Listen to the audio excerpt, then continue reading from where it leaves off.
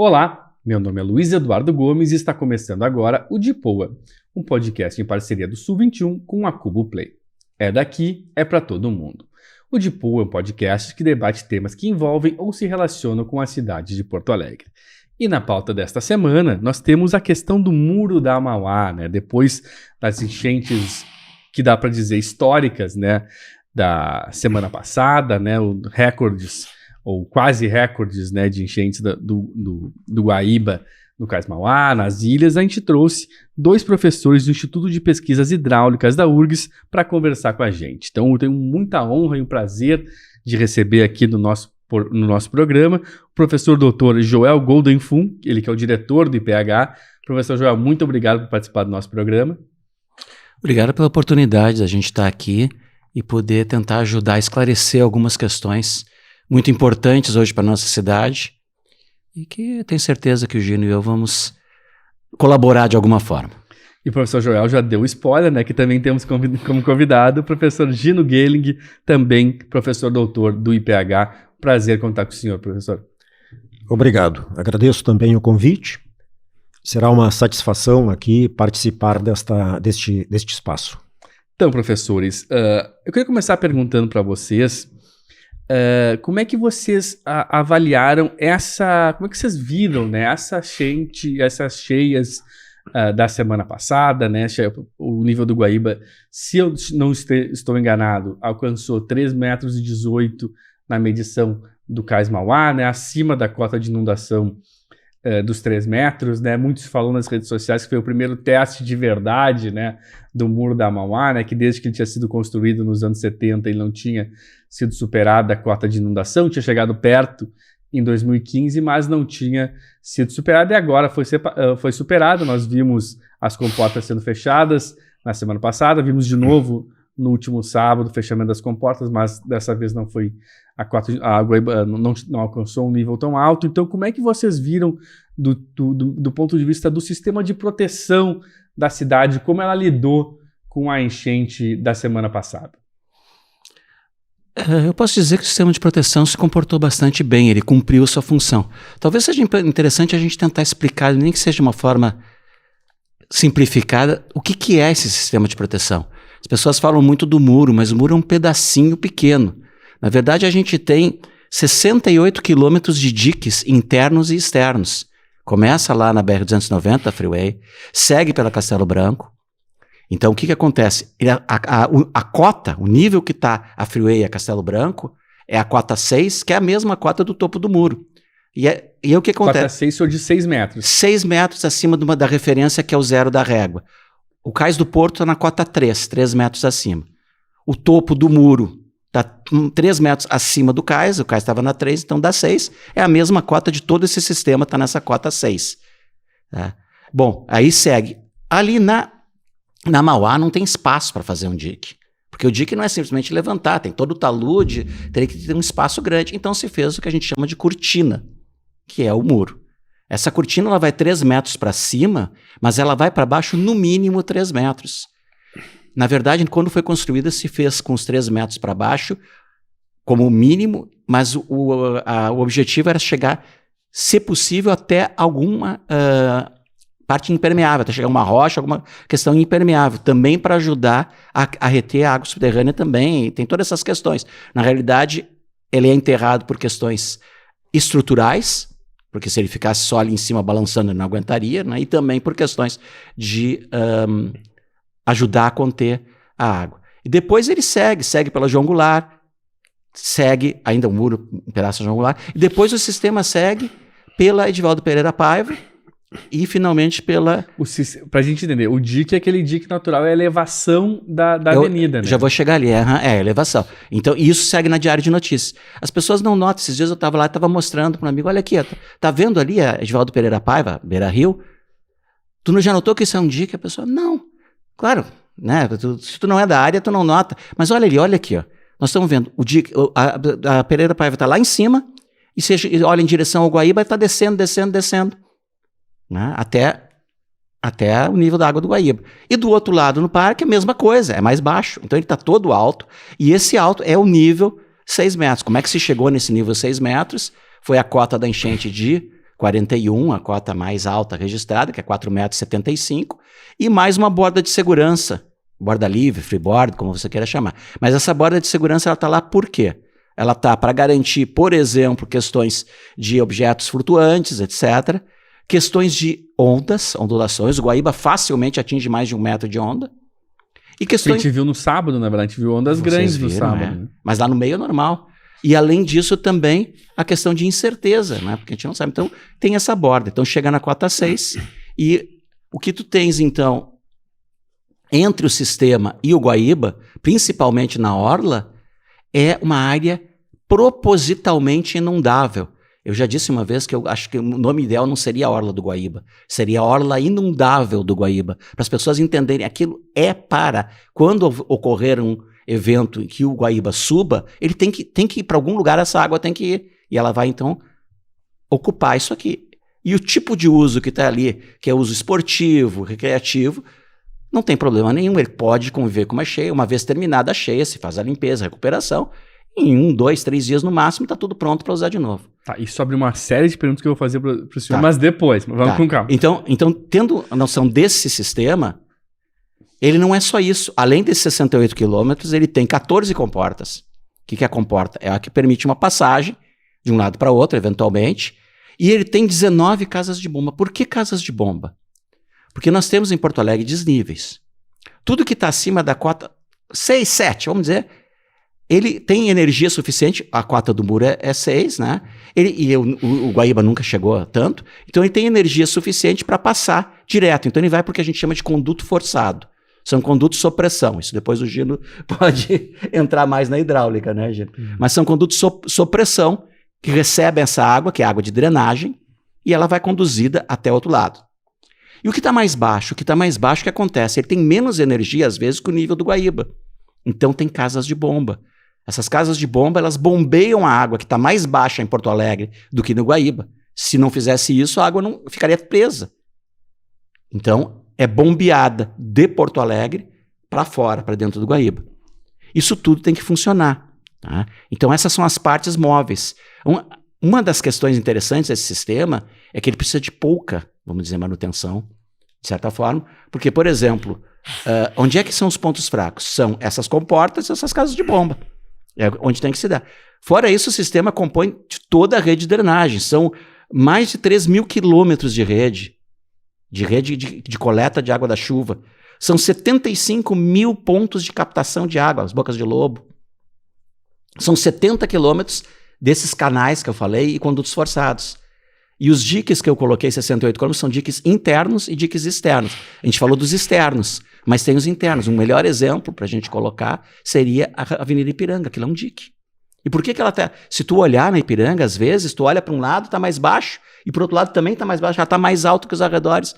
Por que isso? Porque se a água entrasse, se o Guaíba sobe mais alto do que o dilúvio, ele acaba entrando água do Guaíba no dilúvio.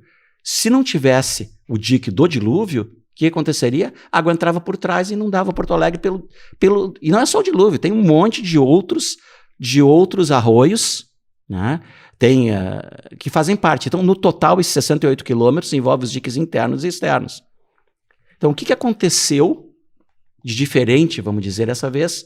E o que aconteceu em 1941? Em 1941 foi um evento totalmente diferente dos demais. Nós estamos agora, na época que os antigos, dos quais eu me enquadro, chamam de cheias de São Miguel.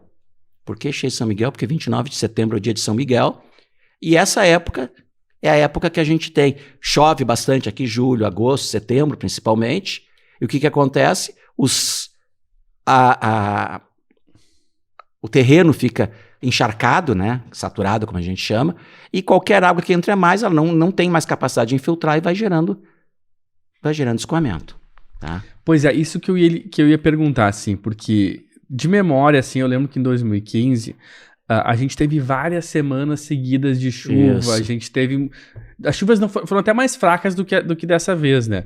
Mas eu lembro que não parava de chover, que lembro que chegou num nível alto, e aí deu uns 2, 3 dias de sol, e depois veio muita chuva de novo. Então, e essa vez foi a mesma coisa, né? A gente teve o setembro foi o mês mais chuvoso já registrado em Porto Alegre, né? Foi um mês que choveu no Rio Grande do Sul, né? Mas, de qualquer forma, choveu muito, né? Nesse mês de setembro, várias semanas consecutivas, tanto que não foi na primeira chuvarada que o Guaíba, que o Guaíba subiu, né? Foi uma consequência, né, de todo esse período acumulado, né? Enfim, acabou transbordando no final do mês. Eu queria perguntar para vocês, assim, a minha pergunta é, por que nunca mais aconteceu desde 1951? Foi porque choveu menos? Posso fazer uma consideração? Claro, fica à Por vontade, exemplo, professor Gino. que fatores que contribuem para que nós tenhamos um nível mais elevado ou menos elevado aqui no Lago Guaíba?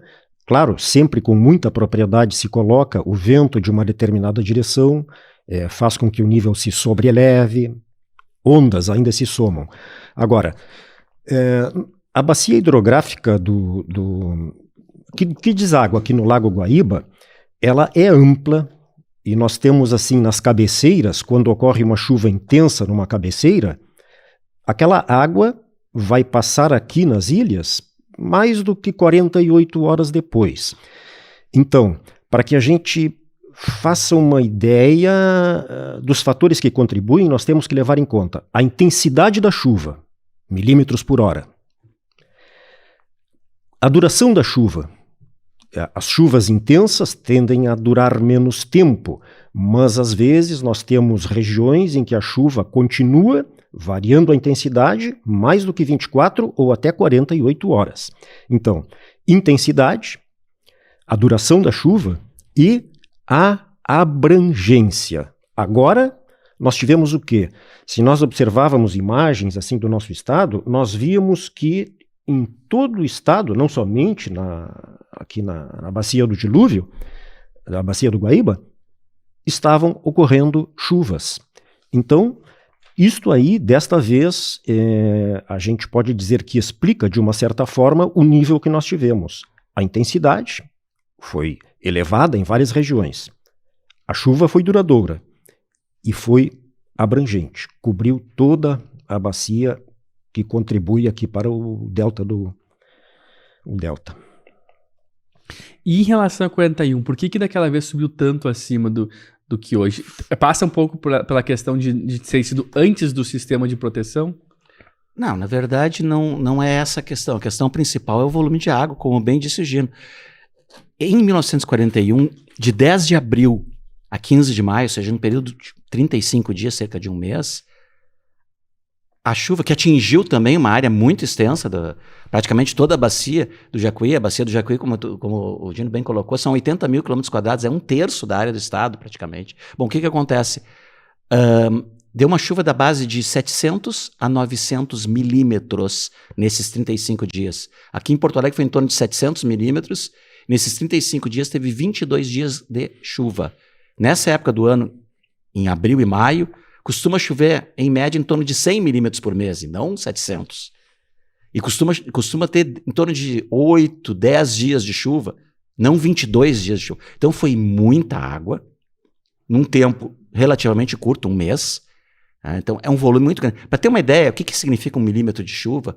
1 milímetro de chuva seria como se você tivesse toda a área recoberta de 1 milímetro. Então, se você fizer a conversão, corresponde a 1 litro de água por metro quadrado. Então são 900 litros de água, se for 900 milímetros, 900 litros por metro quadrado. Multiplica isso por toda a área da bacia, tu vai ver um volume de água imenso. Claro, e ele vem viajando, exatamente como o professor Gino falou, ele vem viajando e vai chegando aqui. E vem de várias fontes. Foi um pouco diferente a época do ano, foi um pouco diferente o fenômeno.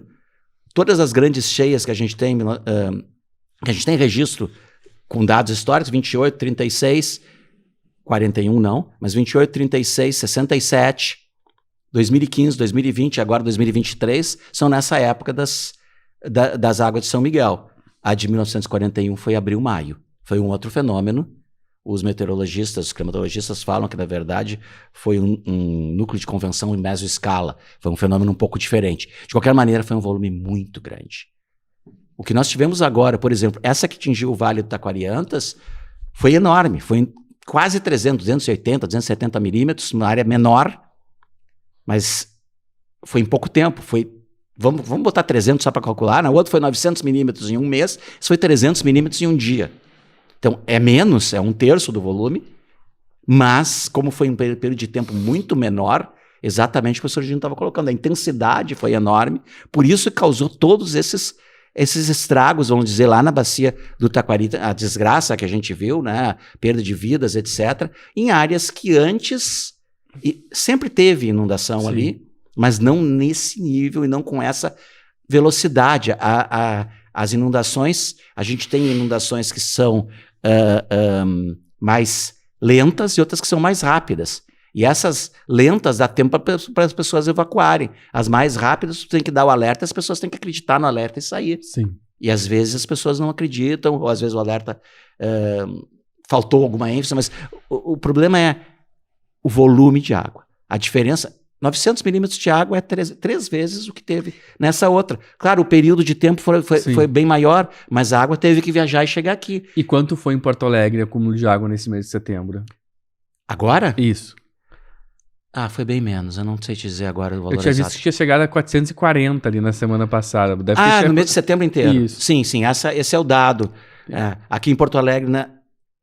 Foi o setembro mais, foi o mês mais, o mês civil, mas assim, se a gente pegar uma janela de 30 dias, na janela de 30 dias, aquele de 10 de abril a 10 de maio, deu 700 e poucos milímetros. Sim. Tem registros falando de 790, tem registros falando de 680, mas ordem de grandeza foi 700 milímetros num período de 30 dias e agora foi menos de 500, 400 e poucos, num período de 30 dias também. Só pra gente, antes da gente avançar, só pra gente ter uma noção assim, 300 milímetros é uma chuva torrencial absurda, assim.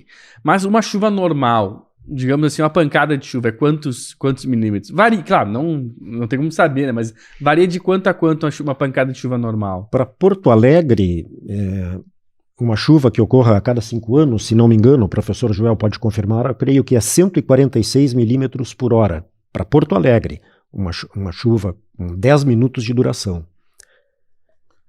É isso? É por aí. Eu prefiro um pouco, Gino, a gente tentar evitar o conceito de período de retorno, porque confunde as pessoas, e falar em probabilidade. É uma chuva que tem 20% de chance de ocorrer num determinado ano. 5 anos de período de retorno significa em média. Então, se tiver 100 anos, tu espera que ela seja ultrapassada 20 vezes. Isso. Por isso, em média, 146. 5. Isso, em torno de 150, 140, por aí. É isso aí. Sim. É isso aí. A ordem de grandeza é essa. Então, isso é uma chuva muito intensa. Sim. E uma chuva, digamos assim, uma pancada de... varia entre 10, 20, 30, isso é uma chuva relativamente normal, né? Depende da duração. Depende da duração, claro. Se ela for num tempo muito curto, ela é intensa. Se tu falar em 10 milímetros em 2, 3 dias é uma coisa. Sim. Se falar em 10 milímetros em 1 hora é outra completamente diferente. Porque o que acontece? O nosso sistema de drenagem está dimensionado para uma chuva que tem uma probabilidade maior de ocorrência, né? O período de retorno de 5 anos que ele está colocando, né? Então seria algo como 20% de chance. Aí acontece uma chuva com o mesmo volume, mas em menos tempo, o sistema não está programado para isso, então acontece o que a gente chama de alagamento. A água fica concentrada, não por erro de projeto, porque se tu fizesse uma rede capaz de aguentar a qualquer chuva, ela seria muito cara e ficaria ociosa a maior parte do tempo. Então, dá para conviver com um pequeno alagamento localizado. Tem uma diferença entre alagamento e inundação, que é técnica, mas a gente pode conversar. Essa é a pergunta que eu acho importante fazer, assim, porque a gente viu, não vou falar de Guaíba, Barra do Ribeiro, porque aí são outras cidades, são outros sistemas. Até se vocês quiserem contribuir sobre isso, seria interessante. Mas a gente viu alagamentos em algumas regiões da cidade, especialmente na Zona Sul, né? E obviamente na questão das ilhas, né? Que aí é uma questão da discussão se eu acho que se deveria ser habitadas ou não, né? Mas enfim. Como se comportou esse sistema nessas outras regiões? Estava dentro do previsto, ou melhor, digamos assim, é dentro do previsto? Teria como ter um outro sistema de proteção que evitasse que essas regiões fossem alagadas, especialmente no caso das ilhas? Daria para fazer alguma coisa para evitar que as ilhas se alagassem? Fora de Porto Alegre, alguns municípios já estão estabelecendo planos para, por exemplo, Mussum, Lajeado, muito atingidos. Então a municipalidade está elaborando planos para as pessoas que perderam as residências não vão mais se estabelecer lá, aquelas regiões vão ser florestadas para evitar a ocupação e o município vai estabelecer espaços para que as residências sejam reconstruídas. A expressão que o Joel usou, cheias de São Miguel, eu não ouvia há anos, as minhas avós falavam muita frequência. Tinha também Santo Ângelo, uma coisa assim. Bom, essas chuvas que ocorreram agora, eu esqueci de dizer anteriormente, a duração delas. Quando uma chuva é duradoura, por exemplo, em determinadas regiões, o nível do freático, ou seja, a água, está abaixo da superfície do solo 1,5 metro. E com a persistência da chuva, o nível do freático pode chegar a aflorar. Quando isso ocorre, a água que está incidindo no momento, ela não penetra. Ela rola e busca com rapidez, num curto tempo, o corpo receptor. E nós tivemos ainda, além deste fator, nós tivemos elevada umidade do ar, umidade relativa do ar. Então a evaporação também não ocorre. Então esses fatores todos se somaram e talvez até esteja me escapando de referir algum aqui no momento. Sim, essa é uma situação complexa, né? Não é um fator só. Não dá pra dizer, foi por isso, uma chuva intensa. Foi que vários fatores contribuíram. Chuva, vento, a capacidade de amortecimento da terra, né? Tudo isso, vários dias seguidos, né? A ocupação das ilhas, ela, digamos assim, foi uma ocupação desordenada, não licenciada pelo poder público. Inclusive o DEMAI, durante muito tempo, ele só colocava água potável à disposição em bicas públicas. As pessoas que quisessem água potável deveriam pegar recipientes, se deslocar 100, 150 metros, trazer água para casa. Quantidade pequena. Em uma das ilhas, devido a muita pressão popular, inclusive da Câmara de Vereadores, o DEMAI acabou colocando rede de distribuição de água. Então aquilo ali gera um incentivo para que aquela ocupação urbana se expanda. Isso na Pintada, né? Na Pintada. Então, essa iniciativa de oferecer este conforto, eu creio que não deva ser expandida para outras ilhas além da Pintada. Porque não tem o que fazer para evitar nas ilhas. Na realidade, o que a gente tem em várias regiões, que são regiões com risco de inundação, o melhor é criar uma cultura de prevenção. E é exatamente isso que o Gino está colocando. Não se deve incentivar a ocupação, pelo contrário. O uso é o tipo de área que o uso da área tem que ser usos que possam conviver com inundação. E uma habitação, para poder conviver com inundação, ela tem que estar com características muito próprias e ainda assim depende muito. A gente trabalha muito o que a gente chama de zoneamento de inundações. A gente determina uma área que é a zona de passagem de cheia, essa não pode ter nenhum uso que não possa conviver com uma cheia. Pô, o que pode conviver com uma cheia? O parque, por exemplo, parque esportivo, um estacionamento. Tranquilo. Aí tem uma outra zona que a gente chama de zona com restrições. O que seria? Bom, as construções são permitidas, mas tem que ter certas características. Por exemplo, ela tem que ter mais de um andar, onde no andar térreo não haja nada que possa ser estragado, vamos dizer, e aí a parte está no andar superior. Mas isso é regulamentado dentro do plano diretor urbanístico da cidade, com base em uma delimitação a partir de critérios hidráulicos e hidrológicos. Então a gente faz os critérios, a gente determina um determinado risco, normalmente é 1%. Então aquela área que tem uma probabilidade menor do que 1% de ser inundada, a gente chama de baixo risco. Se a probabilidade maior do que 1%, então ela vai ter que ser regulamentada. E dentro dessa tem a passagem de cheia e tem a zona com restrições. E aí o que a gente diz? Bom, e nessa zona que é de passagem de cheia, essa não deveria ter nenhum tipo de ocupação, porque a água passa com muita energia, com muita violência, foi o que a gente vê.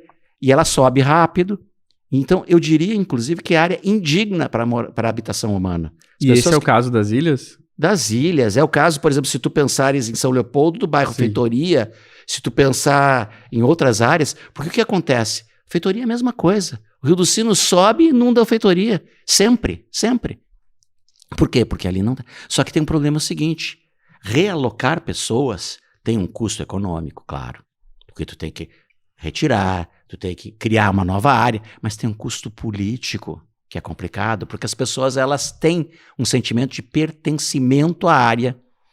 elas têm a sua atividade econômica muitas vezes relacionada, Sim. às vezes tem um mercadinho, às vezes é próximo do local onde trabalham. Sim, as pessoas nas ilhas moram há décadas lá já. A comunidade, a família. Então, para tu retirar tem um custo político bastante complicado. E é difícil, então, um prefeito conseguir fazer isso. Mas, digamos, o mais eficaz seria a gente conseguir evitar a ocupação com áreas de risco de inundação. Inundação é quando o rio sai para fora e invade. Alagamento para nós é outra coisa. Isso, na verdade, é por causa da COBRAD, a Codificação Brasileira de Desastres, que se tu fala com a Defesa Civil, eles entendem inundação como água saindo do rio. Sim. E alagamento como aquela água que não consegue entrar no sistema, por exemplo, uma boca de lobo que tem uma capacidade, o volume de água foi maior, então alagou. Então, alagamento é menos drástico do que inundação, mas isso é técnico, não faz, pode usar como sinônimo, não tem problema, mas para nós não é tão claro. Aí a grande questão que tem é o seguinte, como é que a gente consegue criar essa cultura de prevenção? A própria percepção de risco da população, às vezes, eles não têm a percepção, é a palavra, de que aquela área é uma área de risco. Eles não têm, não concebem que aquilo ali não deveria ser habitado. E aí, como é que tu vai poder fazer uma realocação adequada? E é difícil. Certo? E aí, nós temos, por exemplo, vários protocolos internacionais que preveem isso. Isso que o Gino falou é um dos protocolos clássicos, que é o reconstruir correto. Jamais reconstruir numa área que já foi objeto de inundação, porque ela poderá ser inundada novamente. Mas é difícil. Então, deixa eu perguntar para os senhores, a gente vai chegar, para quem está ansioso em casa, a gente vai chegar na questão da concessão do Cais Mauá, que tem a discussão sobre a chegada do muro, a produção de substituição do muro. Mas eu queria perguntar justamente o que o senhor falou, professor Gino, da questão da característica da construção, porque esse é um debate que está em andamento na cidade, é um debate que já esteve em várias oportunidades entre mais e menos vezes, né? O professor Luciano Fedossi aqui na última edição do DIPOA, ele comentou, né? Lembrou que nos anos 80 teve um projeto de construção na Orla do Guaíba, né? Tinha um projeto para permitir construções na Orla do Guaíba que acabou não saindo do papel, né? Enfim, quando os governos da Frente Popular chegaram ao poder, acabaram deixando de lado essa proposta, mas a gente tem visto muito forte, especialmente nos últimos 6 anos, né? O crescimento do interesse do mercado imobiliário na região da Orla do Guaíba. Nós temos vários prédios em fase de projeto. Nós temos ali na região do Barra Shopping o Golden Lake, né, um projeto que é um pouco, é quase ali no nível do DIC, né? Na verdade, o DIC ali sim, na verdade o DIC Diário de Notícias. Da Diário de Notícias, ele faz a proteção, né? Mas se tu for ver, o empreendimento tá num declive, né? Nós temos, enfim, a Torres do Beira-Rio, o projeto de Torres do Beira-Rio, temos a Fazenda do Arado, na Zona Sul, enfim, a gente tem uma série de projetos de ocupação dessa área da Orla, para a ocupação dessa Orla, próxima da Orla, vindo no futuro, ou pelo menos em discussão na cidade. E eu acho que essa inundação que nós tivemos na semana passada, ela reacende sim, de alguma forma, um debate sobre que tipo de construções deveriam ser feitas na Orla do Guaíba. Eu queria ouvir um pouco dos senhores, como é que vocês avaliam essa questão? Eu tenho um ponto de vista. Me ocorreu, desenvolvi um pouco ontem à noite, terminei de fazê-lo agora há pouco. Por exemplo, sempre que nós nos propomos, e o Estado, o município, no momento se propõe a fazer uma grande obra, sempre que vamos fazer uma grande obra, ou talvez até principalmente alterar uma grande obra já existente e que exigiu um grande investimento, que valores estão em jogo? Que valores estão em jogo? Com relação a este edital 20/2023, os valores em jogo são 2. Primeiro, segurança. E o segundo, paisagismo. O paisagismo. Quem não sonha ao ter uma casa própria, um apartamento, ter uma linda vista? Quem sabe? Para o Lago Guaíba. Paisagismo. É importante? É. A segurança é importante? Sim. Mas as pessoas que no momento gozam da segurança, muitas vezes não percebem que estão sendo beneficiadas por ela. certo? Então agora eu não vou falar da segurança, vou me focar especificamente na segurança contra inundações. O muro implantado, ele vem até hoje cumprindo a sua função. Nós temos vídeos e fotos mostrando algumas deficiências com relação à estanqueidade dos portões. Poderia eu até agregar alguma sugestão com relação a isso. Deficiências com relação ao fechamento, e o poder público não tem culpa nisto. Cabos elétricos furtados exigiram o fechamento com uso de retroescavadeiras. Isso está documentado aí pela imprensa. Bom, segurança e paisagismo, então. Tem um edital lançado. A data está estabelecida, não sei para que dia, agora de dezembro, para que interessados apresentem propostas. O valor é em torno de 350 milhões, apenas, creio eu, que para a adaptação da área intramuros. Creio que não está incluído um sistema de barramento móvel que terá um custo, eu não tenho nem ideia qual seja ainda. Bem, o que eu acho importante nesse momento? Esta é a segunda versão do edital, se não me engano é a segunda. Eu faço uma reflexão e acho que todos sairiam ganhando se, antes do edital, o poder público fizesse algo a custo zero. Um concurso. Eu sou professor da Escola de Engenharia Civil, Hídrica Ambiental e há 2 anos também na arquitetura. E eu noto assim que nós temos, tanto na URGS como em instituições particulares de curso superior, nas áreas de arquitetura e design, pessoas que têm uma habilidade que eu invejo de conceber graficamente projetos, certo? Então, eu acho que seria desejável, antes deste edital, antes de que apresentem propostas para esse edital, haja um concurso aberto a empresas, aberto ao público interessado, profissionais da arquitetura, do design, da engenharia, e que eles apresentem ideias. O concurso estabeleceria regras, desenhos só à mão livre, com perspectivas 3D, também talvez acompanhados por elementos gráficos gerados com softwares específicos, similares ao AutoCAD ou AutoCAD. Bem, ou o Estado poderia, digamos, conceder uma premiação aos 3, 5 primeiros colocados, ou talvez as empresas, deveria haver uma cláusula numa nova versão do edital para que as empresas que quiserem participar do edital separem, aprovisionem uma pequena quantia irrisória para a premiação dos 3 ou 5 primeiros colocados. O que ganharia o poder público? Quem sabe uma versão otimizada do que estamos pensando. O que ganhariam as empresas?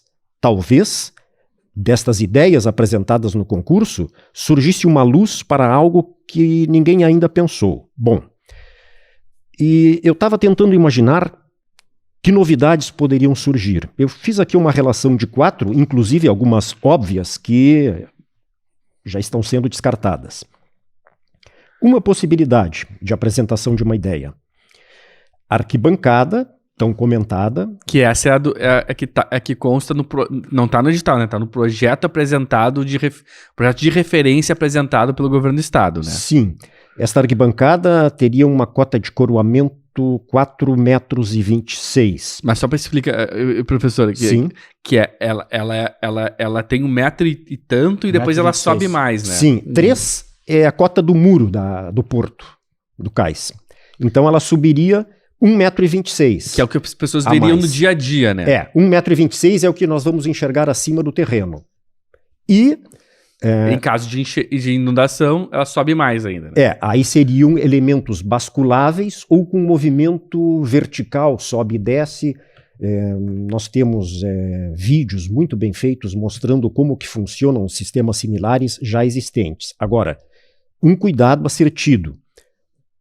Ao orçar-se uma obra desta natureza, sistema elevadiço, e que desce quando não há mais necessidade, praticamente todos têm o que se chama direito autoral, ou seja, além do investimento necessário para a construção, é necessário adquirir o direito autoral existente. Convém saber o custo.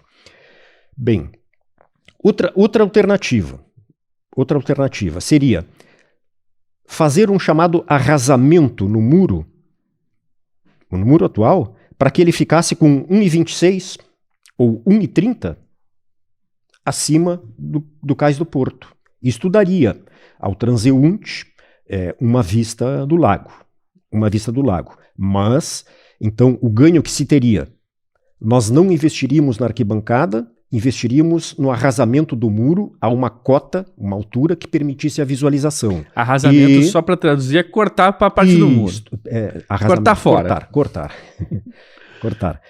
E então deveria haver uma barreira móvel que se elevasse 3 metros acima do terreno, ou seja, o nível do muro hoje existente. Seria substituir o muro permanente, cortaria ele 1,20 e teria uma outra estrutura que poderia subir a 3 metros. Sim, esta já bastante comentada, sistemas que são levadiços ou ninguém comentou, também podem ser articulados, basculáveis.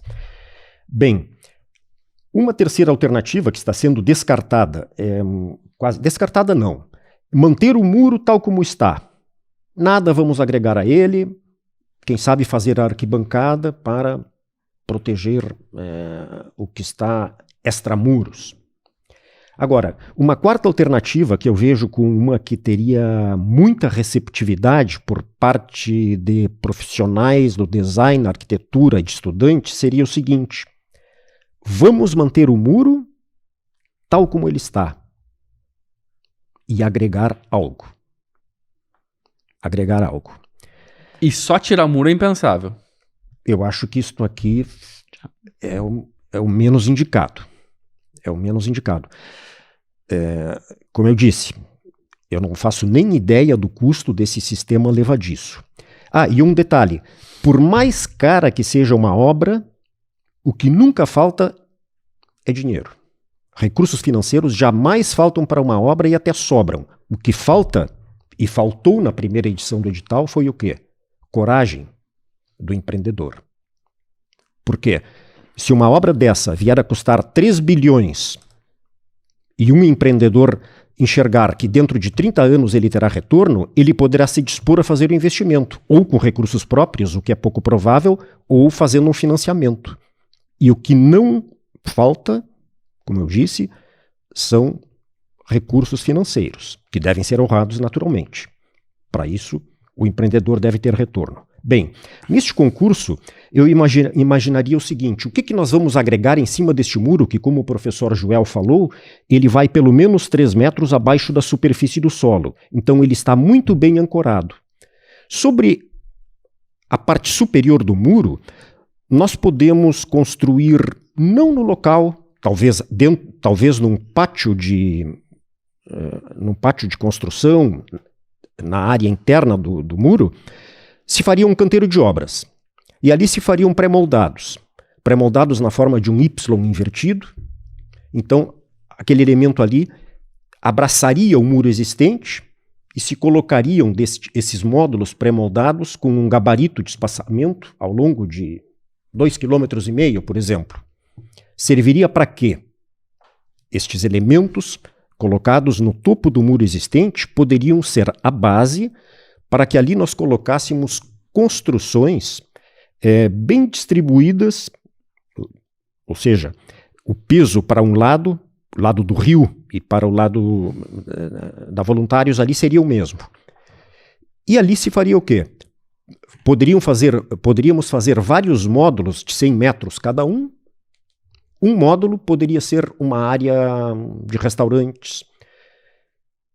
Outra área poderia ser, por exemplo, uma extensão de 100 metros, onde se colocariam espécies vegetais características aqui da região. Estas espécies vegetais sobre o muro iriam ter um poder de atração sobre aves aqui do delta do Guaíba. E Também poderíamos colocar ali alguns módulos onde se colocassem, estou falando agora de improviso, se colocassem, por exemplo, aquários abertos à visitação pública, onde nós apresentaríamos a diversificada fauna Sim. que nós ainda temos nessas águas. Pois é, professor, porque assim, as alternativas que o senhor colocou, me parece que nenhum empreendedor vai querer investir essa quantia, que assim, é uma quantia, um investimento que a possibilidade de retorno, pelo que está liberado para construção, é um investimento muito barato, né? Os 350 milhões para tu construir 9 torres, que é o que já tem a permissão da prefeitura na área das docas, né? Se a gente for somar a venda de apartamentos hoje em Porto Alegre, é um retorno grande que o empreendedor vai ter, porque há de se lembrar, né? Em troca de fazer a revitalização dos armazéns, né, a reforma dos armazéns, o empreendedor ele vai ganhar um terreno para construir as suas torres, né? Enfim, então é um investimento que, digamos assim, se fosse só a questão financeira, é um investimento de baixo risco para o empreendedor, né? Contudo, né, com a possibilidade de inundação, esse investimento o risco se torna maior, né? E imagino que ninguém vai querer investir sem que a parte dos armazéns e a parte dessas torres que serão construídas esteja protegida também, né? Então, alguma coisa na frente dos armazéns, imagino que esse empreendedor vai querer colocar, né? Porque o muro protege o que está atrás do muro, né? Não o que está na frente, né? Sim, sim. Deixa eu complementar aqui em cima dessa questão aqui. Nós fizemos um estudo detalhado das alternativas, das 4 alternativas que foram colocadas ali. E, bom, a questão toda é a seguinte. Há cerca de quase 2 anos atrás, o IPH fez também um pronunciamento, também fez uma nota pública a respeito da questão na época se dizia que o muro deveria ser removido, essa era a palavra. Aliás, o governador usou de novo a palavra, remover o muro, e depois ele colocou construir em outro lugar. Bom, o que nós dissemos? Remover o muro nós não aceitamos. Substituir o muro por alguma outra estrutura capaz de dar, no mínimo, o mesmo grau de proteção, ok. No mínimo, o mesmo grau de proteção. Bom, a questão toda é a seguinte. O muro, ele tem baixa manutenção comparado com essas outras estruturas. O que eles estão propondo? Eles estão propondo 4 alternativas, tá? Eu até tenho aqui as figuras, mas eu posso colocar para vocês. Não necessariamente vai ser uma dessas 4. Acho que tu pode mostrar para aquela câmera, professor. Mas vai ser não vai conseguir ver. Não vai conseguir ver. Só se eu botasse uma por uma. Uma delas, na verdade, 2 delas são com estruturas, como tu colocasse, tipo, eu chamo de Lego, mas basicamente tu vai ter estruturas separadas. São centenas de estruturas, literalmente, uma do lado da outra, interligadas por pilaretes, e elas são montadas ali em cima. Então tem 1,26 m e depois tem mais... para atingir os 3 metros, mais 1,75 m, 1,74 m, para atingir os mesmos 3 metros. Então tem essa estrutura, esse é um tipo. Tem outro tipo que é uma estrutura semelhante, mas ela não fica reta, ela fica inclinada, então ela mesmo... ela se aproveita do próprio peso da água para poder colocar, mas é a mesma altura. E tem mais 2 que são uma inflável e outra que pode ser enchida com água. Todas essas têm problemas muito sérios Problemas não. E demandam questões muito sérias de logística.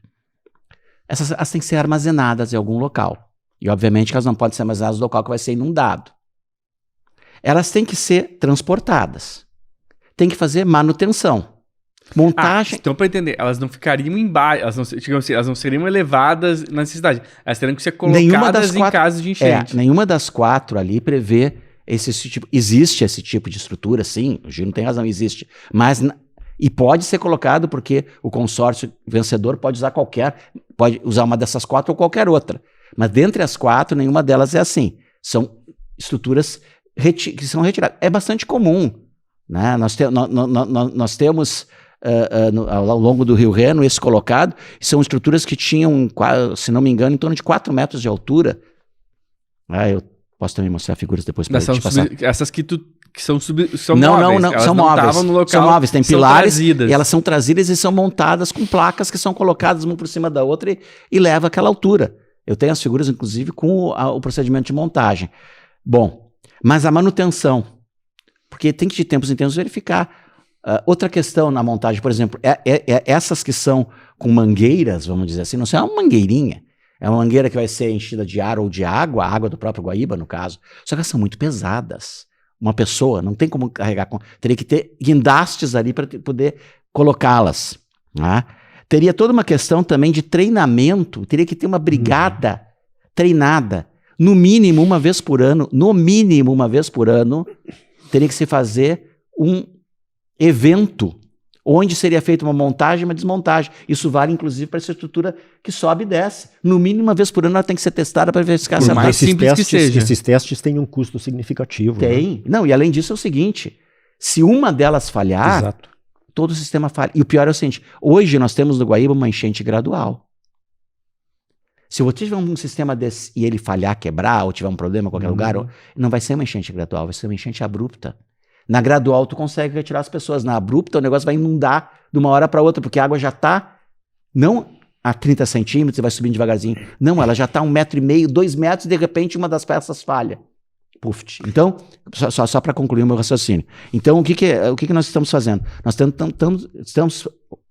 que eles estão propondo? Substituir um sistema robusto, simples, que teve falhas, sim, o Gino foi muito feliz, teve problemas de áreas onde teve que se botar, como é que se diz? Sacos de areia. Sacos de areia para poder colocar. Sim, teve, mas foi possível. Teve problemas, inclusive, com algumas estações de bombeamento que não conseguiram funcionar com o teto. Isso é problema de manutenção que a gente sabe que acontece no Brasil, infelizmente. Não dá para comparar, infelizmente. E aí, quem é que seria responsável por isso, por essa manutenção? A empresa, o consórcio? Quem sabe? Só que o consórcio tem um prazo de 30 anos. 30 anos é nada. E o negócio do consórcio não é esse, né? O não, mas ele está aí para vender comércio, não, mas ele teria que ser responsável pela proteção. Claro, exatamente, mas ele não teria o know-how para isso, né? Não. Então tem uma questão de gestão. Quem é responsável? A responsabilidade é pública. Hoje é municipal, mas estadual, mas ela é pública. Então, guindastes, bombas de alto... Outra coisa, esses sistemas todos preveem uma infiltraçãozinha pequena. Não é pequena, não. É na base de 10 litros por segundo a cada 20 metros. Imagina, nós temos que ter uma bombinha recolhendo essa água e mandando de volta o tempo todo. Várias bombinhas. Então, se uma delas falhar, temos problemas. Então, na realidade, aí é uma opinião pessoal minha. Eu não vejo por que retirar. Há um tempo atrás, inclusive foi publicado num veículo de comunicação, escrita onde tem uma página de opinião, faz uns mais anos eu escrevi, que assim, na época se dizia que podia se retirar o muro porque nunca mais ocorreu um evento. E a minha figura foi a seguinte, então, eu pergunto, quantos de vocês aqui moram em prédios de edifícios? A maioria mora. Tem extintor de incêndio? Tem. Nunca ocorreu incêndio, vamos tirar os extintores de incêndio, né? E pronto, não precisa, porque nunca mais ocorreu. É mais ou menos isso, retirar o muro. Não, estamos substituindo. Nós estamos substituindo uma estrutura, inclusive, tecnologicamente superior. Sim, tecnologicamente mais complexa, mas com muitos riscos. Então, quando eu falava que tem que ter o mesmo grau de segurança, eu digo, esses riscos todos fazem com que nós não tenhamos o mesmo grau de segurança. A ideia que o Gino coloca de manter o muro e usar uma outra estrutura para proteção adicional do empreendimento, bom, aí tudo bem, o muro garante a população e a estrutura adicional garante o empreendimento. Isso seria uma coisa bastante interessante, Gino. Essa ideia me parece interessante. Claro que eu duvido muito que eles queiram, porque eles querem vender e o muro atrapalha a venda. Essa que é a questão. Mas, por exemplo, existe um local no Kentucky, Estados Unidos, a cidade se chama Paducah, Paducah, e ela tem um muro parecido com esse, que é um ponto de atração turística. Por quê? Pegaram vários artistas e fizeram um painel, ela era chamada de Paducah Wall, ou seja, a parede de Paducah, e virou Wall Murals, os murais da parede. As pessoas vão lá visitar a arte e de tempos em tempos pode se substituir um desses painéis. Temos artistas maravilhosos aqui. Podemos pegar artistas jovens, virou atração turística com fonte de renda, inclusive. Então é interessante a gente ver, existem alternativas, tá? O IPH tem... Dá para discutir, professor. Só para terminar o raciocínio. O IPH tem uma posição, de novo, que é aquela. Não somos contra a substituição, somos contra a remoção. Mas troca a palavra, não fala em retirar o muro, fala em substituir o muro por um outro sistema. Só que esse outro sistema tem que garantir, no mínimo, o mesmo grau de segurança. E garantir o mesmo grau de segurança não significa simplesmente colocar na mesma cota. Ele tem que ter, se ele tiver riscos adicionais, ele não tem o mesmo grau de segurança. Então deixa eu lhe perguntar, eu ia fazer outra pergunta, mas eu vou fazer essa aqui, que o senhor me chamou atenção para essa questão das placas removíveis, que seria uma alternativa caso passe desses 1,26 ali. Essas placas, elas no caso, elas nunca vão conseguir ser testadas até o dia que elas forem testadas de verdade, né? Porque como é que tu vai simular uma inundação? Eu tenho uma resposta para isso. Como? Nós podemos pegar lá em Ipanema e construir um módulo pequeno disso, numa cota bem próxima, a 1 metro. Uma cota que normalmente o Guaíba varia. E vamos testar isso aí. Vamos testar com um modelo com as mesmas essas placas, exatamente como o professor Gino colocou. Elas são compradas. Esse sistema não é um sistema que está sendo inventado. É um sistema que tem patente, ele tem custos. Inclusive, eu tenho valores aqui para quanto custaria só esse sistema. Para dar uma ordem de grandeza, o sistema do Aquafence, que é o nome da fabricante, ele teria um valor na ordem de... Só o Aquafence, de 50 milhões. Só o sisteminha das placas. 50 milhões pro trajeto todo? Abertura 2,40, tempo de montagem... Valor estimado 51.400. 51 milhões. Tá. O outro tem 30 milhões, que é um sistema... O Aka Barrier também na ordem de uns 20 milhões e o outro na ordem de uns 13 milhões. É só o sistema esse, mas tem todo o outro sistema agregado, todos os outros custos agregados dos elementos todos... Eu tiro os óculos para ler porque eu sou míope. Que são o que eu estava colocando. Armazenamento. Isso tem um custo. Transporte tem outro custo. Manutenção de tempos em tempos. Você tem que ter uma equipe especializada... Treinamento, tem que ter uma brigada especializada para fazer isso. Né? E pior, essa brigada tem que ser permanente. Ela não pode ser a cada governo correr o risco, ela não pode ser do empreendimento, porque o empreendimento tem uma licença de 30 anos. 30 anos é nada numa vida de uma cidade. Daqui a 30 anos que aconteceu, terminou o empreendimento, não tem mais quem faça essa operação. Então, é complicado, é possível sim, mas a pessoa que estiver assinando isso está assumindo um grande risco. Pode ser que esse 1,26 m resolva por um bom tempo, mas pode. Eu pedi para o pessoal, como eu comentei com o pessoal, nós temos um pessoal que faz modelagem de grandes bacias. O que aconteceria? Perguntei para eles o que aconteceria caso a enchente de 1941, as condições de chuva de 1941 ocorressem novamente no sistema atual. Tá? E eles fizeram algumas simulações e me disseram, praticamente muito semelhante ao que aconteceu na época. Nós não temos grandes modificações. Se nós temos modificações, é um pouco para pior. Nós temos modificação no uso do solo, um pouco mais impermeabilizado, e nós temos modificações climáticas. Né? Nós temos hoje um regime... E casualmente não é coincidência, que quase todas as cheias ocorreram em anos de El Niño. O que está acontecendo agora? Nós estamos num ano de El Niño forte, que está causando aqui no sul essas inundações, e lá no norte e nordeste nós estamos vendo estiagens terríveis, a bacia do Amazonas com botos morrendo, etc. O que nós estamos vendo aqui é justamente o efeito do El Niño, que é diferente no norte do Brasil e no sul do Brasil, um El Niño intenso. Então, quando acontece um El Niño intenso, quando acontecem as situações todas que nós temos, agravadas ainda pela questão das mudanças climáticas, nós temos curvas de probabilidade de chuvas. Essas curvas cada vez mais estão dando subestimando a chuva. Qual é uma maneira que a gente tem conseguido melhorar a nossa estimativa? Rodando um dos modelos, tem vários modelos, um dos modelos de mudanças climáticas e corrigindo a chuva prevista a partir da previsão de mudança climática. Quer dizer, existem questões que estão piorando, ou melhor, estão causando maior probabilidade de ocorrência. Pelas mudanças climáticas, a gente espera que os eventos intensos sejam mais frequentes e não menos frequentes. Então, a verdade é que o que a gente está observando não retira a chance, pelo contrário, existe a possibilidade de termos eventos cada vez mais graves. Talvez um evento como o de 41. Se de 41 ocorrer, nós vamos ter a mesma situação. Bom, e aí o que a gente pode fazer? Nós não temos como construir proteções para todas as cidades, murar todas as cidades, etc. Nós vamos ter que pensar, identificar as áreas de risco, criar uma cultura de prevenção,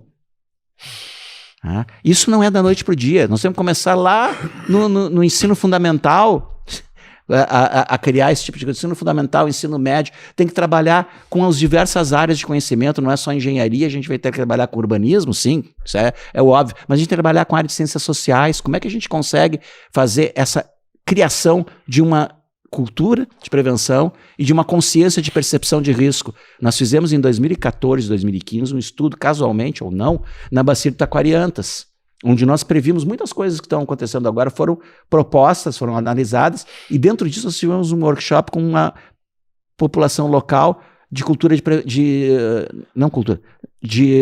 prática de criação de percepção de risco. Eu nunca tinha imaginado como é que é, mas é muito interessante. Primeiro tenta se identificar com a percepção que eles têm. Era muito baixa, eles não tinham noção do risco que eles estavam correndo. E a gente não fica lá ensinando para eles, não. A tecnologia, a gente não, né? O pessoal que aplicou a tecnologia, que está ligado às áreas de ciências sociais, conseguiu, de alguma forma, ir construindo, de forma tal que as pessoas se dessem conta do risco. E aí tu cria um empoderamento dessa comunidade que passa a entender, não porque ele foi ensinado, mas porque foi percebido. Olha, não é um trabalho de curto prazo, é de longo prazo. Mas é o único caminho que eu vejo a longo prazo para a gente conseguir fazer com que reduza, não o risco, nós não temos como controlar a chuva, nós não temos como controlar os rios. Vai continuar chovendo e vai continuar inundando. Nós podemos reduzir os danos.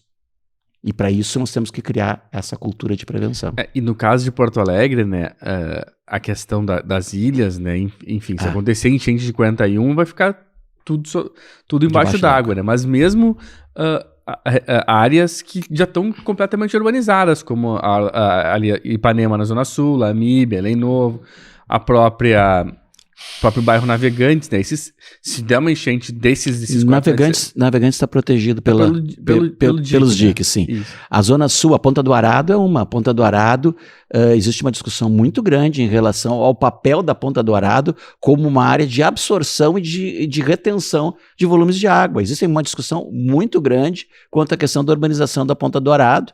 E o próprio empreendedor já disse, não, nós vamos ocupar uma área pequena, nós vamos continuar mantendo. Eu confesso que não examinei em detalhe o projeto, eu apenas li artigos científicos, inclusive, sobre isso, e a importância da Ponta do Arado é bastante grande, assim como outras regiões. Então tem áreas que têm, digamos, a vocação de serem inundadas, por exemplo, em muitas áreas que são assim, aqui no Rio Grande do Sul é comum áreas de várzeas serem utilizadas para a produção de arroz, por exemplo. Essa é uma vocação. Se você começar a usar essas áreas para urbanização, vai ter que proteger elas, porque elas vão inundar. Essa é a pergunta que eu ia fazer antes e acabei deixando para agora, assim. Essas construções na orla do Guaíba, para além do muro, assim, isso tem algum impacto no comportamento das inundações, das cheias, na proteção? Eu creio que o impacto não é tão grande no sentido, claro que eles vão impermeabilizar mais áreas, vão gerar mais escoamento, mas a grande questão, a inundação é a resposta desse sistema que vem de todos esses rios que contribuem, né? Nós temos o Caí, o Sinos, o Gravataí, o próprio Jacuí, o Jacuí com todos os seus afluentes, né? Então a gente vem desde lá de cima até aqui, todos esses rios vão contribuindo à inundação. Isso não vai ser afetado por uma construção do outro lado. Agora, nós vamos ter uma outra água chegando e vão ter que criar sistemas aí que são de drenagem, talvez de armazenamento dos excessos. Isso é uma outra coisa que a gente fala em drenagem urbana, que é reduzir os impactos a partir de não simplesmente gerar sistemas de drenagem para levar água, não. O excesso de água pode ser guardado no próprio empreendimento, criando lagos artificiais, reservatórios que a gente chama de detenção ou de retenção. A diferença entre um e outro é se ele está seco, quando está chovendo, ou ele já tem uma lâmina d'água. Então o que acontece? Tu faz um laguinho, mas tu tem acima do laguinho a possibilidade de armazenar. Ou tu faz um reservatório, que é, digamos, um campo de futebol enterrado, e na hora em que... ou uma quadra esportiva, na hora que chove, ele armazena a água e depois termina, a água vai embora. Então, podemos fazer com impactos muito pequenos, desde que todos esses princípios que a gente chama de baixo impacto hidrológico, então nós temos a possibilidade de ocupar, vamos dizer, as áreas, mas respeitando os volumes de água. Não é simplesmente deslocando, criando canais, que era o que se fazia, e chega um momento que não tem mais capacidade. Então, por que a gente não pode armazenar isso? Armazenar esse excesso durante o período da chuva e depois retirar. Ou infiltrar. Nós temos dispositivos, trincheiras de infiltração, pavimentos permeáveis. Aqui na frente, na entrada do prédio, o Gino me comentou, né? A gente tem um pavimento permeável. Por que aquele pavimento permeável? Para que não gere escoamento. Existe uma lei municipal que regulariza o máximo que um lote pode gerar de escoamento. O excesso tem que ser controlado dentro do próprio lote. Como é que eu vou controlar? Ou eu crio um reservatório que guarda o excesso de água e libera para a rede só esse volume que está regulamentado na lei. Isso foi objeto de um estudo feito no IPH, na verdade, mas independente disso. Ou então eu provoco a infiltração do excesso de água ou de parte dessa água no solo, o que tem grandes lucros, grandes coisas. A própria reconstituição do nível do freático. Porque se tu impermeabiliza, o que acontece? A água subterrânea não recebe mais a água e ela vai descendo, cada vez mais seco.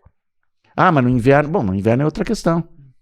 Mas a gente mantém uma situação muito mais próxima da situação natural e reduz o impacto da urbanização. Existem formas da gente conviver com construções com o mínimo impacto possível. Tá? Professor Gino. Sobre o que o professor Joel vem colocando, a criação de reservatórios, que nós não enxergamos, estão enterrados aqui pela região urbana, é uma proposta de um colega nosso, o professor Tucci, já há bastante tempo aposentado. Então, estes reservatórios, eles evitam que a água chegue rapidamente aos pontos mais baixos, aos chamados gargalos. Eles liberam a água de uma forma mais distribuída no tempo. Com isto, evitam-se alagamentos. Uma grande também proposta dele, materializada, foi o conduto forçado Álvaro Chaves. Aconteceu algo há uns 20 anos ou quase. A Guete sofria alagamentos que apagavam os carros. Então, um dia, um senhor teve a sua caminhonete apagada pela invasão das águas na Guete. Ele subiu para cima do capô da caminhonete, com o guarda-chuva aberto, ele telefonou para a esposa, eu acho que para dizer que ia chegar mais tarde. Uma empresa de telefonia perguntou para ele qual era a marca do telefone. E aí, a empresa lançou um comercial do tipo: pode contar conosco até debaixo d'água. Bom, nunca mais a Guete alagou. Nunca mais a Guete alagou. Depois do conduto forçado. Nunca mais a Guete alagou. Era um problema crônico. Eu tenho, assim, umas reflexões que talvez o edital contemple de natureza jurídica. E eu não li o edital em sua totalidade, li muito superficialmente. Eu fico pensando o seguinte: vamos implantar um sistema elevadiço para contenção de águas. Duas hipóteses. Ele funciona à perfeição. E outra, ele falha. Como disse o Joel, falhou um elemento, nós podemos ter uma invasão até abrupta. É como se falhasse todos, né? É quase a mesma coisa. Bem, então vamos supor assim, proprietários da zona propensa a alagamentos, eles passaram a renovar os seguros dos seus imóveis, arcando com um custo mais elevado. Então, as seguradoras, para segurar aquela região propensa a inundações, vai cobrar mais daqueles proprietários. Bom, então vamos ver assim, aquele que desconfia, aquele proprietário que desconfia da eficiência do novo sistema de tratamento, ele vai colocar na cláusula do seguro que ele quer estar protegido das inundações. Ele não confia no novo sistema. Então ele vai pagar mais pelo seguro. Então, uma vez implantado o sistema, ele vai pagar mais pelo seguro, porque o sistema levadiço falhou. Talvez ele faça uma reflexão. Poxa, eu estou pagando mais porque alteraram um sistema que me dava plena garantia, o muro tradicional. Aí ele pode exercer uma demanda junto ao poder concedente ou à concessionária, que adquiriu o direito de explorar por 30 anos. Ele vai querer uma compensação pelo que ele está pagando a mais pelo seguro, mesmo que a água não chegue lá. O sistema está funcionando, mas ele está pagando mais pelo seguro. Então ele quer Quem sabe um ressarcimento. E a outra, proprietários da área propensa a alagamentos, eles confiaram. Esse sistema elevadiço vai funcionar à perfeição. Eu não vou segurar o meu imóvel. E ali nós temos prédios que já existiam antes da cheia de 41 até a WW Tecidos, ali naquela área. Então, eles confiaram no sistema, não fizeram seguro contra inundações. O sistema falha. O estabelecimento deles é invadido. E eles não estavam segurados. A quem eles demandarão um ressarcimento? Ao poder concedente ou à concessionária? Então, esse aspecto jurídico, eu não tenho ideia se ele está sendo previsto no edital. Professores, a gente está chegando a mais de 1 hora de programa. Eu queria só fazer um encerramento assim, um pouco mais rápido com vocês, até para título de esclarecimento para o nosso ouvinte. Então, de tudo que vocês me disseram, há alternativas ao muro, mas elas são caras, né? A gente, inclusive, não tem noção de quanto elas custam, né? O senhor professor Joel falou que um dos modelos custa 50 milhões, só o sistema em si, sem a manutenção, sem as bombas, sem o treinamento, enfim, né? Que são gastos que são recorrentes, né? A gente não está falando de gastos que vão ser necessários só na eventualidade de termos uma nova enchente. Então, esse é o valor que, por exemplo, ao que se saiba, não está previsto no edital. O gasto com treinamento, dessas peças removíveis, né? Enfim, tem essas questões. E uma solução, digamos assim, mais sensata, né? Digamos assim, para proteger as áreas na eventualidade desse empreendimento sair, que também não sabemos se vai sair, mas de alguma forma a gente tem esperança como população de que os armazéns voltem a ser usados, né? E aí também seria interessante esses armazéns serem usados, estarem protegidos, né? Porque mesmo no Senado Poder Público reformar os armazéns, seria interessante ter uma proteção maior. Aí, essa saída mais sensata seria ter um sistema complementar, né? O muro permanece, né, com as suas comportas, com a sua manutenção, e um sistema novo, que daí, enfim, não saberíamos se seria esse das peças removíveis, se seria só uma arquibancada mais alta, que daí pelo menos daria essa proteção de 1,26 m, e aí passando de 1,26 m, bom, alagou os armazéns, foi acima do previsto, mas a cidade, enfim, o resto da cidade continua protegido, não se criou nenhum dano extra à cidade, porque como o professor Gino falou, né, existe uma questão de responsabilidade que deveria estar sendo discutida, né, de quem é a responsabilidade se acontecer algo pós-remoção do muro, né, eu acho que essa discussão está completamente à margem nessa responsabilidade legal. Acho que o governador não vai querer assumir no CPF dele a responsabilidade, não imagino que o concessionário vai querer assumir também a responsabilidade no CNPJ, né, então, pelo que a gente conversou aqui, o mais sensato seria isso, né, mantém-se o muro, né, e se essa proteção adicional é isso, né, uma proteção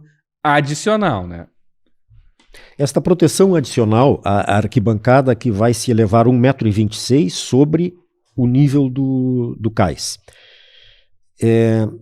Se o nível elevado do lago cria um problema, o nível baixo também pode criar um problema que preocupa mais a pessoas assim que dão uma atenção ao perfil dos prédios do porto visto da água. Hoje a população demanda, nós queremos de terra ter uma visão do lago.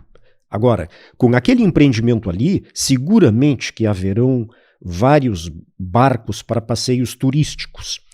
E se sobre o nível do cais atual nós colocarmos uma elevação contínua de 1,26 m por mais de 2 km, as pessoas que estão nesses barcos de passeio, de pequeno porte, e quanto mais baixo o nível do rio, mais elas ficarão privadas de ver aquele perfil daqueles prédios históricos, inclusive dos prédios novos que serão construídos, com áreas de lazer.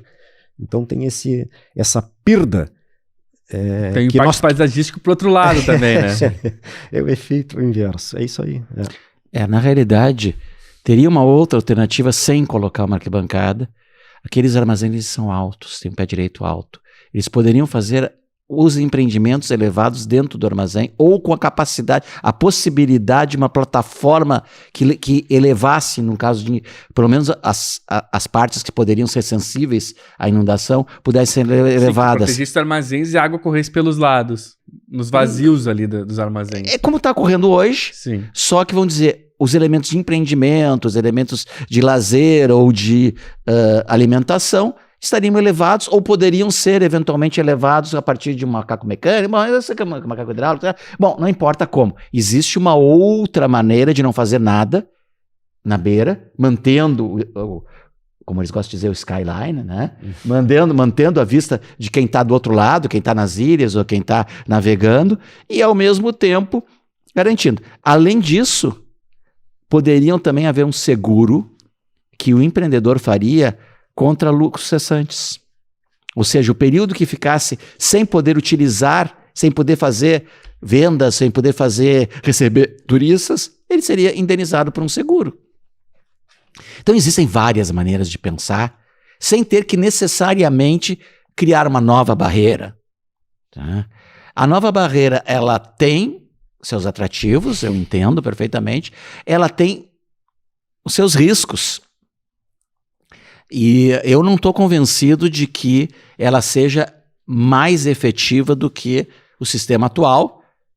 E eu tenho muito temor de que ela possa ter muito mais possibilidades de falhas do que o sistema atual. Então, isso implica em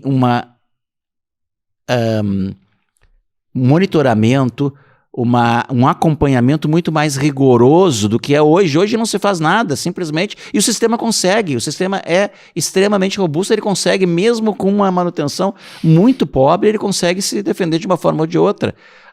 E como é que a gente vai fazer o mesmo caso isso não ocorra? E eu ainda coloco mais. Quem é que vai ser responsável? Isso não é responsável por 5, 10, 30 ou 50 anos, é responsável pelo resto da vida da cidade. Então nós acabamos de comemorar o aniversário da cidade, vai ter muitos outros, né? Nós não podemos simplesmente pensar, bom, tem 30 anos de concessão, tá, e depois? Sim, completamos 250 anos, tem que pensar para daqui a 250 no mínimo, né? No mínimo, para sempre, no mínimo, né? Então, eu confesso, eu não me sinto, assim, inclinado a dizer, não, pode retirar o muro e substituí-lo por um sistema desses, porque eu estou convencido de que o grau de segurança é inferior ao grau de segurança que o muro hoje traz. E lembrem bem, o muro é só um pedacinho, são 2,600 metros num sistema que tem 68 quilômetros de extensão.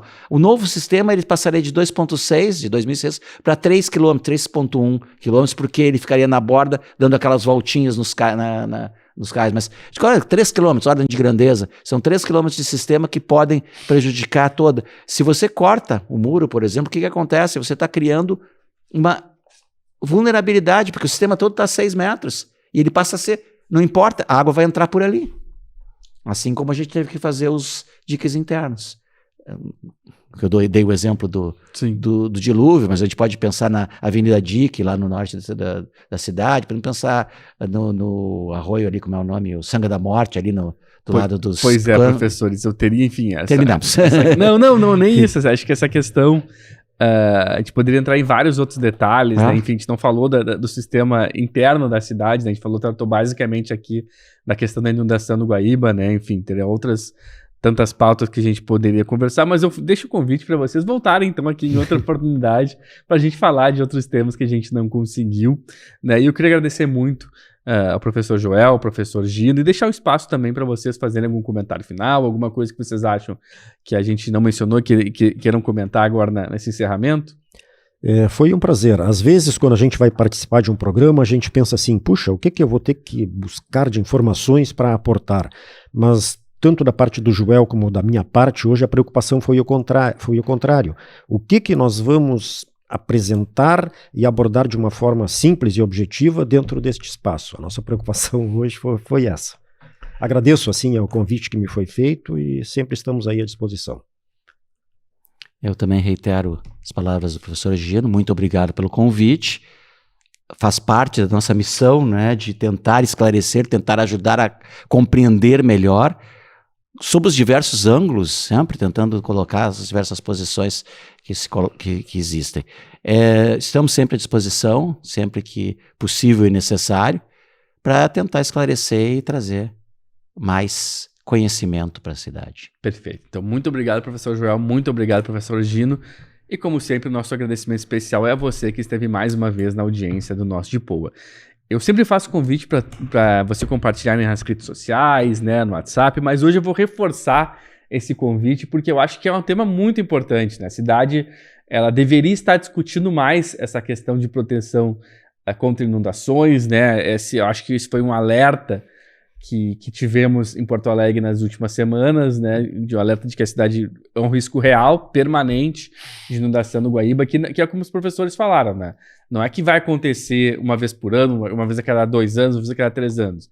É um risco permanente que é como um extintor de incêndio. Ele tem que ter uma proteção para a eventualidade de ocorrer. Tomara que não ocorra, mas no caso da inundação do Guaíba, a gente sabe que vai acontecer um dia. Isso pode levar 80 anos, pode levar 5, pode acontecer essa semana de novo em caso de uma nova chuva que vier forte. Enfim, a gente não sabe, mas o sistema está ali preparado para o caso aconteça. Então, eu convido a todos a compartilharem com seus amigos, espalhar essa informação, porque eu acho que foi uma verdadeira aula que os 2 professores nos deram aqui. Foi uma aula muito interessante, muito importante. Eu confesso que eu sou reticente ao muro e mudei totalmente de opinião. Os professores me explicaram, tiraram todas as dúvidas que eu tinha sobre a importância do muro. E, enfim, acho que é importante a gente compartilhar essa informação, porque esse é um tema que está sim sendo discutido na cidade, está sendo discutido nesse processo de concessão, já foi discutido em outras oportunidades, então ele faz parte do debate e o mais importante no debate é a gente ter informação. Então eu convido, reforço aqui o convite a todos a compartilharem essas informações com amigos, familiares, enfim, com quem vocês gostarem de compartilhar, se vocês desejarem compartilhar. Então fica o meu agradecimento especial, convido todos também a curtirem e a seguirem o Sul21 e a Cubo Play em todas as plataformas de redes sociais. Nosso abraço a todos e até a próxima edição.